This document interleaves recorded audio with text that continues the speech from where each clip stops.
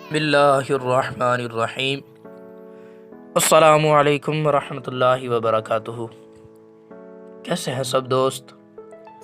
امید کرتا ہوں تمام سامعین و ناظرین خیر و عافیت سے ہوں گے، اور جو ہمارے مسلمان بھائی پریشان ہیں، دعا ہے باری تعالیٰ سے کہ تمام کی مشکلات کو حل فرما کر ان تمام مسلمانوں کے لیے اللہ تبارک و تعالیٰ آسانیاں پیدا فرمائے۔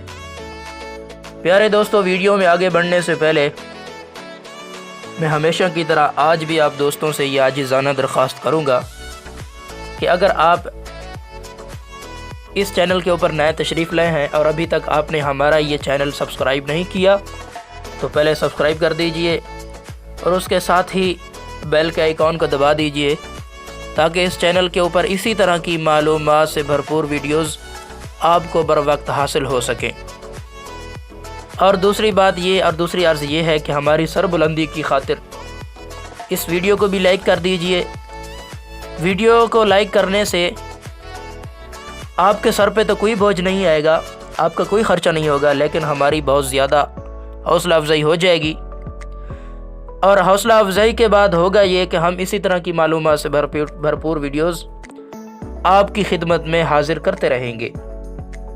اور ایک آخری بھی عاجزانہ التماس اگر آپ قبول فرما رہے ہیں تو میں یہ عرض کرنا چاہوں گا، تاکہ ہماری یہ کوشش ضائع نہ ہو اور یہ کوشش ہماری کوشش تامہ مکمل ہو سکے، کہ اگر آپ رضوی صاحب کے متعلق مکمل آگاہی حاصل کرنا چاہتے ہیں تو میں آپ دوستوں سے عرض کروں گا کہ اس چینل کے اوپر اپلوڈ کیے جانے والے پہلے بھی ایپیسوڈ جو ہیں 1 نمبر 2 نمبر اور 3 نمبر، آپ ان کو سماعت فرما لیجئے تاکہ آپ کو اس ایپیسوڈ نمبر 4 کی مکمل فہم حاصل ہو سکے اور ہماری محنت بھی ضائع نہ ہو، اور ہمیں بھی یہ خوشی ہو کہ آپ دوست اس بات سے فائدہ اٹھا رہے ہیں۔ تو چلیے شروع کرتے ہیں آج کی امیزنگ ویڈیو۔ پیارے دوستوں، میں ہوں آپ کا میزبان محمد ساجد فرید، اور آپ دوست دیکھ رہے ہیں رضوی اسٹوڈیو پلس۔ ناظرین، آپ نے علامہ خادم حسین رضوی صاحب کو تقریباً دیکھا سنا ہی ہوگا کہ وہ ایک پاکستان میں 3 نمبر کی بڑی سیاسی پارٹی کے چیئرمین بھی ہیں، اور آپ یہ بھی جانتے ہوں گے کہ وہ ایک معذور آدمی ہے، ایک مفلوج آدمی ہے، ویل چیئر کے اوپر ہوتے ہیں۔ تو آج میں آپ دوستوں کے ساتھ انہی کا یہ اہم راز جو ہے، ان کے ساتھ یہ حادثہ کیسے پیش آیا، اور اللہ تبارک و تعالیٰ نے اتنے مشکل حادثے میں ان کی جان کو کیسے محفوظ رکھا اور کیسے بچا لی، تو آج میں دوستوں کے ساتھ یہی شیئر کرنے والا ہوں۔ تو آپ اس ویڈیو کو لاسٹ تک ضرور دیکھیے گا، امید کرتے ہیں آپ کو یہ ویڈیو ضرور پسند آئے گی، اور اس کو اپنے دوستوں کے ساتھ بھی ضرور شیئر کیجیے گا۔ تو چلیے شروع کرتے ہیں۔ اس حادثے کے متعلق علامہ خادم حسین رضوی صاحب فرماتے ہیں کہ حادثے میں معذور ہو جانا میری زندگی کا ایک کٹھن مرحلہ تھا۔ یہ حادثہ میرے والد صاحب کے انتقال کے تقریباً 1 سال بعد پیش آیا۔ 2009 کا سال تھا۔ بڑے بھائی میرے امیر حسین گاؤں میں ایک مسجد تعمیر کرا رہے تھے۔ میں اسی سلسلے میں گاؤں جا رہا تھا۔ فجر کی نماز میں نے کلر کہار کے نزدیک بحیرہ کے مقام پر پڑھی۔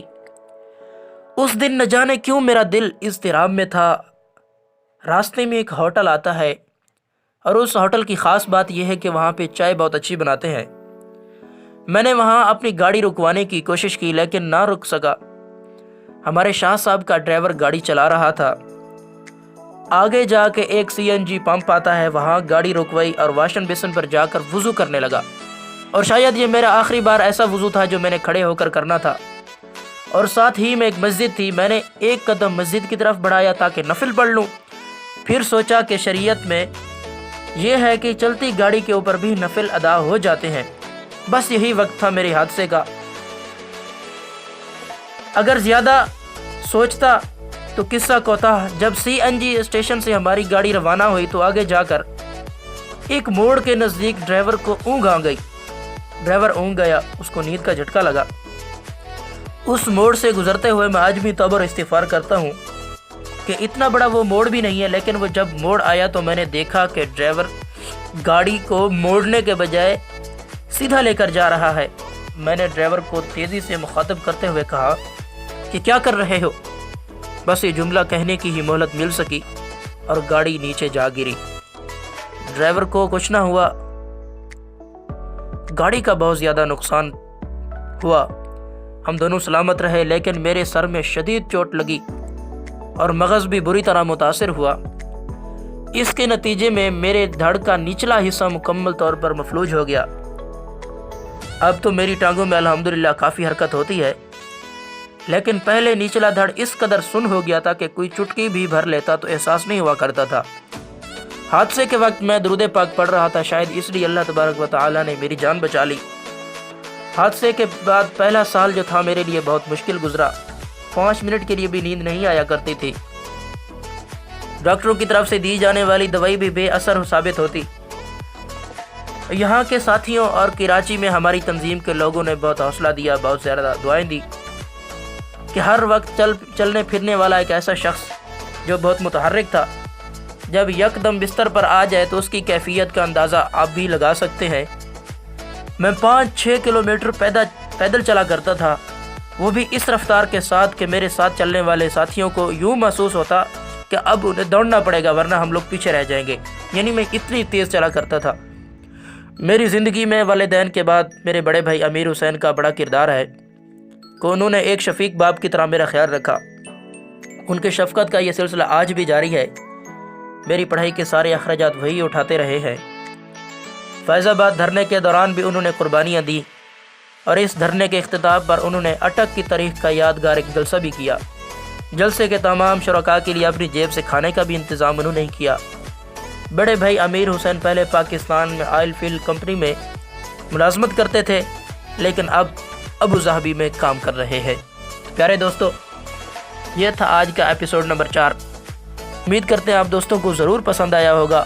ویڈیو پوری دیکھنے کے لیے بہت بہت شکریہ، اور جانے سے پہلے میں آپ دوستوں کو یہ گزارش کرنا چاہوں گا کہ ہماری اس کاوش کو سراہتے ہوئے اگر آپ کو یہ ویڈیو اچھی لگی ہو تو اپنے پاکیزہ خیال کا اظہار کمنٹ کے صفوں کی سرزمین پر ضرور بکھیریے گا، اور دیجیے اپنے میزبان محمد ساجد فرید کو اجازت۔